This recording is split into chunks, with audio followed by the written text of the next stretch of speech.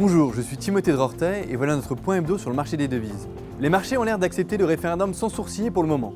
La livre sterling semble avoir trouvé un bas par rapport au dollar autour des 1,30-1,35, soutenu par le fait que personne ne semble vouloir enclencher l'article 50 pour quelque temps au moins, peut-être pas même avant 2017. Les marchés actions mondiaux ont bien rebondi et le gouverneur de la Banque d'Angleterre, Mark Carney, a contribué au rallye des actifs risqués en confirmant qu'une baisse des taux directeurs était pratiquement certaine dès cet été et pourquoi pas au meeting de juillet. Il a également confirmé le cadre particulier dans lequel les banques évoluent actuellement, à savoir un accès à des liquidités supplémentaires et une baisse du niveau minimum de capital requis pour les banques prêteuses. Ces annonces ont évidemment contribué à la chute de la livre sterling face à ses pairs, même si celle-ci s'est depuis stabilisée. Ce mois-ci, comme au Royaume-Uni, les informations macroéconomiques en eurozone ne devraient pas jouer un rôle majeur sur les niveaux d'échange de l'euro.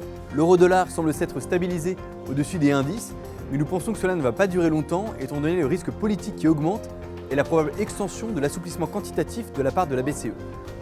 Les données pré-référendum sont maintenant obsolètes et les marchés toujours tendus. Le marché des devises devrait ainsi se focaliser sur les déclarations venant du leader européen se prononçant vis-à-vis du processus de sortie du Royaume-Uni de l'Union européenne. Il faut cependant garder un œil sur les banques italiennes qui représentent également un risque qui plane actuellement sur la devise commune. La faible profitabilité de celle-ci, due à la politique de la BCE et les niveaux élevés d'endettement, commence à se faire sentir et un combat politique est actuellement mené entre le gouvernement italien et les autorités européennes. Aux États-Unis, la publication du rapport sur l'emploi vendredi est la seule information d'ordre macroéconomique pour laquelle nous attendons un réel impact sur le marché des devises. Après la déception du mois dernier, nous attendons des chiffres forts autour des 200 000. La confirmation que le mois de mai était juste une faiblesse temporaire ne devrait avoir que peu d'impact sur le planning des futures augmentations des taux de la part de la Fed, et les marchés vont surtout se concentrer sur la communication de la Fed cette semaine qui va être assez dense.